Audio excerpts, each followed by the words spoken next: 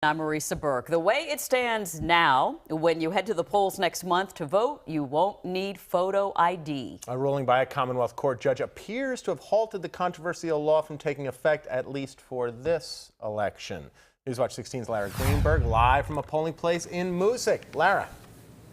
Well, good evening, Scott and Marisa. People from the Lackawanna County Department of Elections are hoping that people will still show up at polling places like this one here in Moosic, despite the changes to the voter ID law. A Commonwealth judge ruled this morning that you no longer need a photo ID to vote. And with only 5 weeks left until Election Day, people we spoke with today are relieved. This Show It sign still hangs on the wall of the Lackawanna County Department of Elections, but now it's wrong. A Commonwealth judge ruled that voters no longer have to show a photo ID when they head to the polls this November. Do you want me to check and see if you're registered still? The United Neighborhood Centers of northeastern Pennsylvania has been active in registering voters here in Scranton these last few months.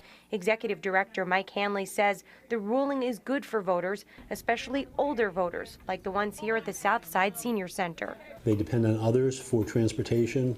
They live basically by themselves, many of them, and then getting all the backup documentation that you needed to get the voter ID was difficult. A lot of the people, it's hard for them to get out to get them in the first place, and some of them don't even know where to go to get it. The people here at the Lackawanna County Department of Elections say they haven't gotten too many phone calls from people asking about the changes to the law, but the people we spoke with say the whole thing is confusing. There's so much going on in the world and so much baloney that, you know, you don't need other stuff like this happening. Just leave it alone and the way it was. And just like the law itself, there are many opinions about whether the new ruling is a good or bad idea.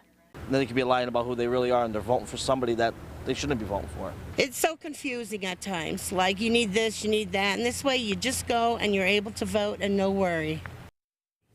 But nothing set in stone yet. This morning's ruling will likely be appealed to the state Supreme Court, which means it could change again by November 6th. One thing that's not changing is that you need to make sure you're registered to vote by next Tuesday, October 9th. Lara Greenberg, Newswatch 16, reporting live tonight from Moosic. Lara, thank you. The federal government announced